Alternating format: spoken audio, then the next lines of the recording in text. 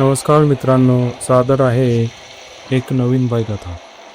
भयकथेचं नाव आहे मैलाचा काळा दगड. माइलस्टोन, अ ब्लॅक माइलस्टोन.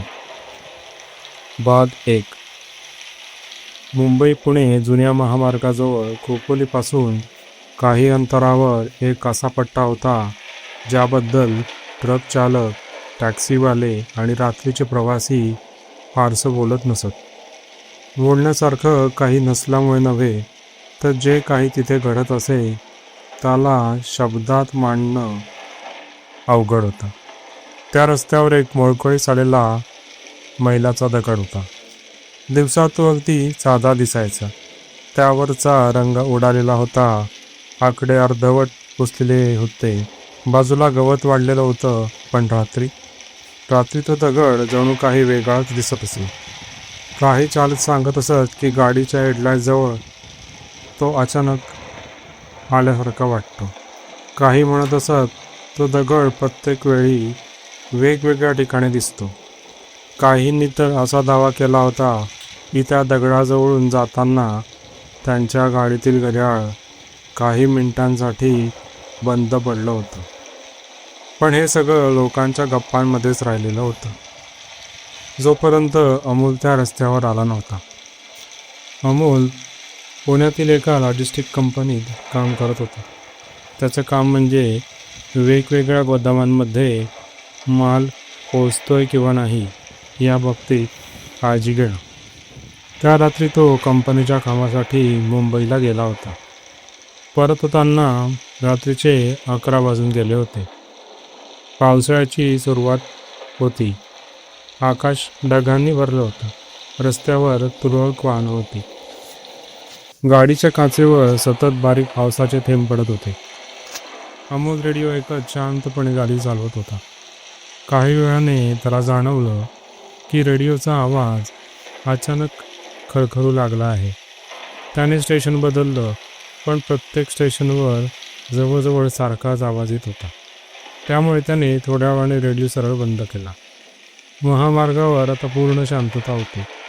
फक्त इंजिनचा आवाज, टाळखाली जाणाऱ्या रस्त्याचा घर्षणाचा आवाज आणि काचेवर आदळणारा पाऊस, एवढेच त्याला ऐकू येत होते. अचानक त्याच्या हेडलाईटमध्ये एक मैलाचा दगड चमकला. त्यावर काहीतरी लिहिलं होतं, पण अमोलला नीट वाचता आलं नाही. गाडी पुढे निघून गेली. काही मिनिटांनी त्याने पुन्हा तोच दगड पाहिला. यावेळी त्याला वाटलं की हा दुसरा दगड असेल, पण त्यावरचे तडे, रंगाचे डाग आणि त्याच्या बाजूला वाढलेलं वाकडं झाड अगदी तसंच होतं. अमोलच्या कपाळावर आता आठा पडल्या. तो वेग कमी करून पुढे जाऊ लागला. 5 मिनिटांनंतर पुन्हा तोच दगड त्याला दिसला. आता त्याच्या मनात अस्वस्थता निर्माण झाली. त्याने आरशातून मागे पाहिलं. रस्ता रिकामा होता. कोणतीही गाडी नव्हती. तो स्वतःला समजावू लागला, रात्रीचा थकवा असेल, पाऊसही आहे, त्यामुळे भास झाला असं. पण पुढच्या क्षणी मात्र त्याच्या अंगावर काटा आला. कारण यावेळी त्या दगडाजवळ कोणीतरी उभं होतं. एक माणूस किंवा माणसासारखी आकृती. हेडलाईटच्या प्रकाशात ती क्षणभर दिसली. पांढरा शर्ट, डोकं खाली, हात शरीराच्या बाजूला आणि चेहरा पूर्ण काळोखात. गाडीजवळ पोचतात ती आकृती अचानक नाहीशी झाली. अमोलने जोरात ब्रेक दाबला. गाडी घसरत थांबली. त्याने बाहेर पाहिलं. रस्ता रिकामाच होता. दगडही तिथेच होता, पण ती आकृती नव्हती. अमोल काही क्षण गाडीतच बसून राहिला. नंतर त्याने पुन्हा गाडी सुरू केली. त्याला आता फक्त घरी पोचायची घाई झाली होती. पण पुढची 10 मिनिटं त्याच्या आयुष्यातील सर्वात विचित्र मिनिटं ठरणार होती. कारण त्याच्या गाडीच्या मागच्या सीटवर कोणीतरी आता बसलेलं होतं. सुरुवातीला त्याला ते दिसलं नाही, पण आरशात नजर गेली तेव्हा त्याच्या छातीत धडकी भरली. मागच्या सीटवर एक म्हातारा बसला होता. ओले कपडे, सुकलेली त्वचा, डोळ्यांच्या जागी काळी खोलगट वर्तुळं आणि चेहऱ्यावर एक विचित्र निर्विकार भाव. अमोलने घाबरून मागे वळून पाहिलं. तसं सीट पुन्हा रिकामी होती. त्याने पुन्हा आरशात पाहिलं तर पुन्हा म्हातारा आरशात दिसत होता. यावेळी त्याचे डोळे आरशातून सरळ अमोलकडे रोखलेले होते. अमोलच्या हातून आता स्टेअरिंग सुटायची वेळ आली होती. गाडीही थोडी वाकडी झाली होती, पण त्याने कसंबसं गाडीवर नियंत्रण मिळवलं आणि तेवढ्यात आरशातील म्हाताऱ्याने हळूहळू आपला हात वर केला. त्याचं बोट पुढे निर्देश करीत होतं. जणू काही तो रस्त्याच्या पुढे काहीतरी दाखवत होता. अमोलची नजर पुढे गेली. आता त्याला एक विचित्र असं दृश्य रस्त्यावर दिसू लागलं. रस्त्याच्या मधोमध शेकडो लोक उभे होते. रस्त्याच्या मधोमध उभे असलेल्या त्या शेकडो आकृत्या पाहून आता अमोल घामाघूम झाला होता. त्याच्या मनात विचारांचं काहूर माजलं होतं की अचानक एवढी लोकं कुठून आली. आता त्याला घाबरायलाही झालं होतं की रात्रीची वेळ आहे, एवढी लोकं अचानक कुठे रस्त्यावर आली. पावसाचे थेंब हेडलाईटच्या प्रकाशात चमकत होते आणि त्या प्रकाशातून समोर दिसणारे लोक निश्चल उभे होते. कोणीही हलत नव्हते, कोणीही बोलत देखील नव्हते, ना कोणी रस्ता ओलांडत होता. ते फक्त उभे होते, जणू काही कोणीतरी त्यांना तिथे थांबवून ठेवलं होतं. अमोलने ब्रेक दाबून गाडीचं वेग कमी करत त्यांच्यापर्यंत आला. जसं अंतर कमी होत गेलं तसं त्याला काहीतरी विचित्र जाणवू लागलं. त्या लोकांच्या कपड्यांवर चिखल होता. काहींचे कपडे फाटलेले होते, काहींच्या अंगावर जुन्या काळातील पोशाख होते. एकाने तर धोतर नेसलेलं होतं, दुसऱ्याने 50-60 वर्षापूर्वी वापरली जाणारी टोपी घातली होती. एका स्त्रीने काळी साडी नेसलेली होती. काही जण तर इतके जुनाट दिसत होते की ते या काळातीलच नसावे. गाडी आणखीन जवळजवळ आली आणि अचानक त्याला एक दिसलं की लोक रस्त्याकडे पाहत नव्हते. ते सर्व एकाच दिशेला पाहत होते, सरळ त्याच्या गाडीच्या मागे. त्याने आरशातून पाहिलं. मागच्या सीटवर बसलेला म्हातारा अजूनही तिथेच होता. यावेळी त्याच्या चेहऱ्यावर एक मंद स्मित होते. अमोलने ताबडतोब मागे वळून पाहिलं. ज्या वेळेला पुन्हा सीट रिकामी होती, पण समोर पाहताच तो दचकलाच, कारण आतापर्यंत रस्त्यावर उभी असणारी ती शेकडो माणसे गायब झाली होती. एकही माणूस नव्हता, फक्त ओला रस्ता आणि सुरू असणारा पाऊस आणि अंधार. आता अमोलचे हात थरथरू लागले होते. त्याने कसंबसं या ठिकाणाहून बाहेर पडण्याचं ठरवलं. त्याने गाडीचा वेग वाढवला आणि तो सुसाट वेगाने पुण्याच्या दिशेने निघाला. घरी पोचल्यावरही त्याच्या डोक्यात तेच दृश्य फिरत राहिलं. रात्रभर त्याला झोप लागली नाही. दुसऱ्या दिवशी सकाळी त्याने स्वतःला समजावलं की हा सगळा थकवामुळे झालेला भास असावा. पण दुपारी त्याच्या मोबाईलवर एक अनोळखी नंबरवरून फोन आला. समोरचा आवाज वृद्ध माणसाचा होता. काल रात्री तू तो दगड पाहिलास ना? अमोल काही क्षण बोललाच नाही. अमोल म्हणाला, कोण बोलतंय? प्रश्न विचारू नकोस, तिथे पुन्हा जाऊही नकोस. आणि फोन कट झाला.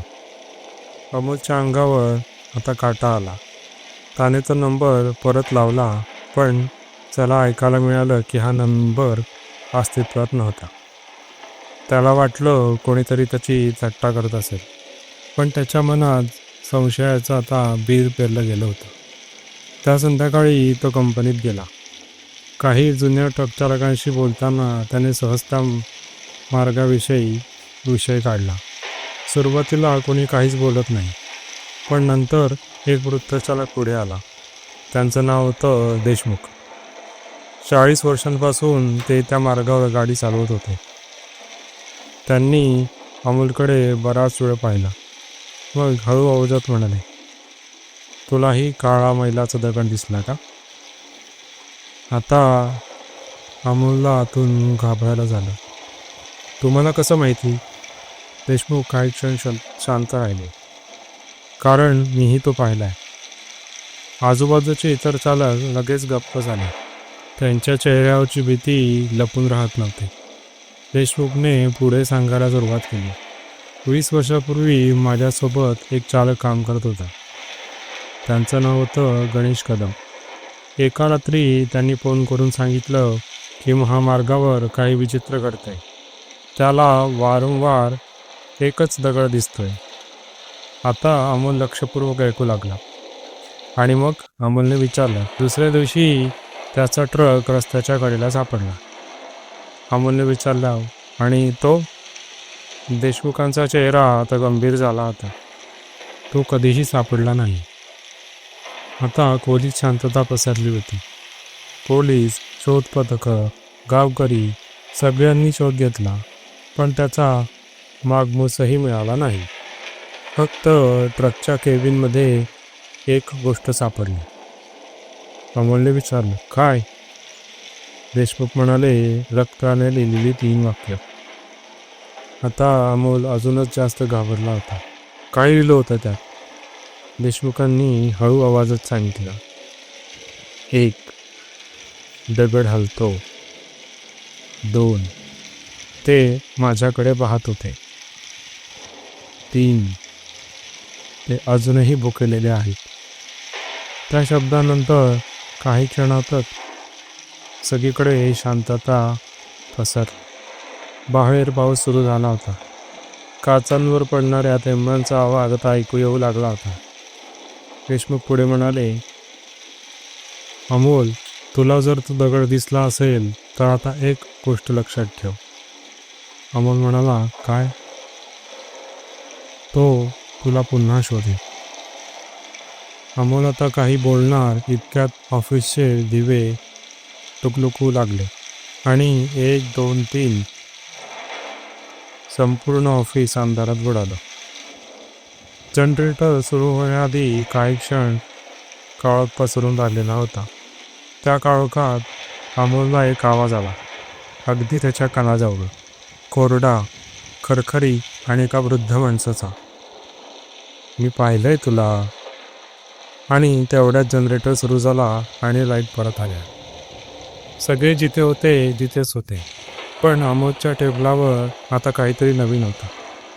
एक वस्तू, जुनी, गंजलेली धातूचा तुकडा.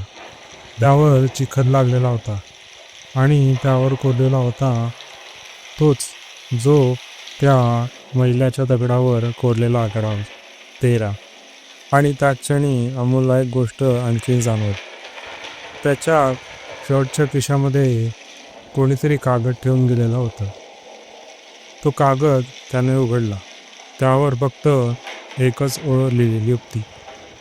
3ऱ्या रात्री तर तुला नावाने हाक मारे, काळ्या रंगाचा मैलाचा दगड. माइलस्टोन भाग 3. त्या कागदावर लिहिलेली ओळ अमोलच्या डोळ्यांसमोर सतत फिरत होती. 3ऱ्या रात्री तर तुला नावाने हाक मारे. तो कागद कुठून आला होता, त्याच्या खिशात कोणी ठेवला, याबद्दल त्याला यत्किंचितही कल्पना नव्हती. त्या रात्री तो घरी आला तेव्हा घड्याळात 11 वाजले होते. आई वडील गावाला गेले होते. घरात तो एकटाच होता. सामान्यतः त्याला एकटं राहण्याची सवय होती, पण आज घरात प्रवेश करताना एक अनामिक अस्वस्थता त्याच्या मनात होती. त्याने सर्व दिवे लावले, TV सुरू केला व TV बघून झाल्यावर मोबाईलवर गाणी लावली. घरात आवाज असावा म्हणून तो हे सर्व करत होता. आता त्याला घरात असणारी शांतता सहन होत नव्हती. रात्र वाढत गेली तसा बाहेर पाऊसही थांबला होता. हवा मात्र विचित्रपणे स्थिर होती. जणू संपूर्ण परिसराने श्वास रोखून धरला होता. 12:30 वाजता अमोल झोपायचा प्रयत्न करू लागला, पण झोप येत नव्हती. तो पेडवर पडून छताकडे पाहत राहिला. 1 वाजला, 1:30 वाजला, 2 वाजले आणि अचानक त्याच्या दारावर कोणीतरी टकटक करू लागलं. अमोलने क्षणात डोळे उघडले. तो काही क्षण हलता ऐकत राहिला. पुन्हा आवाज आला, न जोरात न घाईत. जणू बाहेर उभ्या असलेल्या माणसाला खात्री होती की अमोल तो दार वाजवतोय हे ऐकतोय. अमोल सावधपणे उठला. हॉलमध्ये आला. दरवाजाजवळ पोचला. पीप हॉलमधून त्याने बाहेर पाहिलं. बाहेर तोच म्हातारा उभा होता, जो त्याला काल त्याच्या गाडीमध्ये मागच्या सीटवर बसलेला दिसला होता.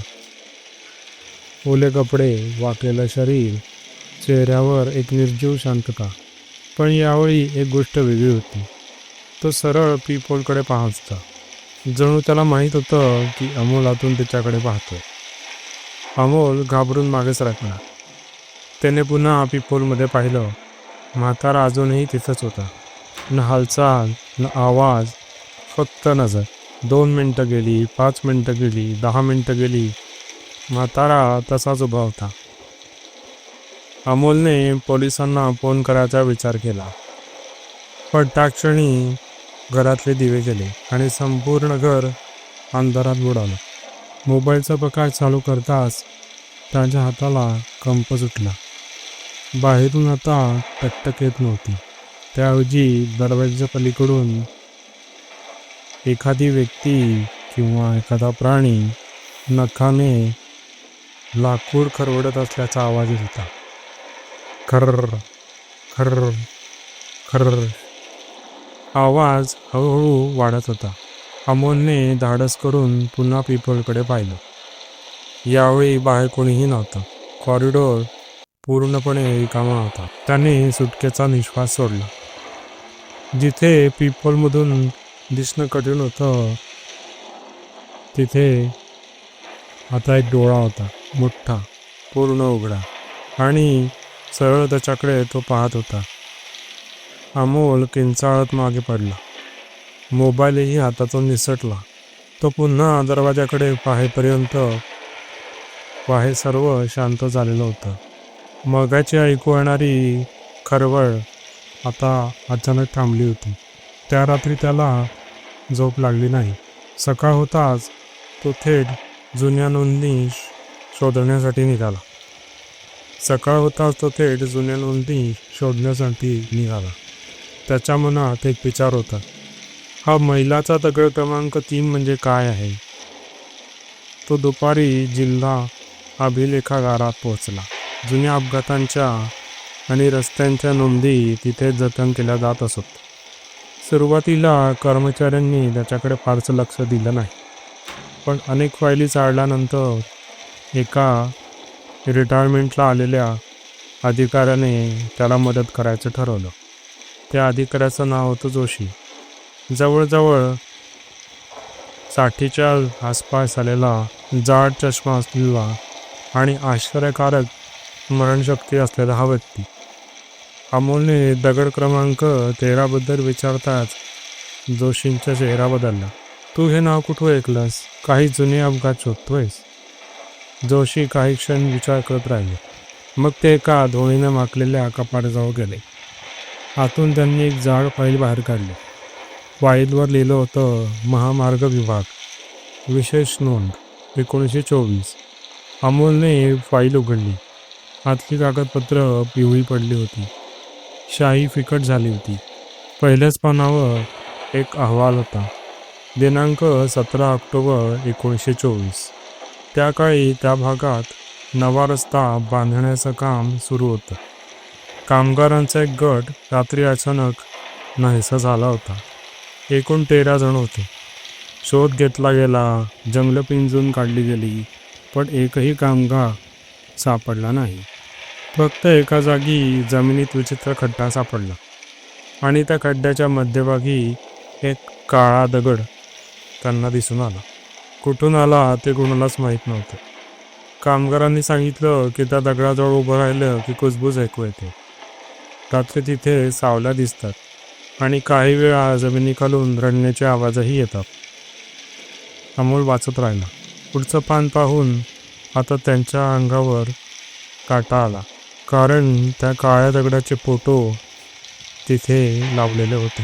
तोच दगड, तोच आकार आणि तोच तडा, आणि त्यावर कोरलेला आकडा 13.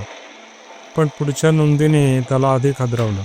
त्या 13 कामगारांपैकी एकाचा मृतदेह अखेर सापडला होता. जंगलाच्या आत त्याचा चेहरा पूर्ण भीतीने विकृत झालेला असा तो दिसत होता आणि मृतदेहाजवळ चिखलात दिलेले शब्द होते. तो अजून जागा झालेला नाही. अमोलच्या हातातली पाय थरथरू लागले, कारण त्याला अचानक जाणवलं 100 वर्षापूर्वीच्या त्या नोंदीत दिलेली वाक्य आणि आज दिसणाऱ्या घटनांमध्ये भयंकर साम्य होतं.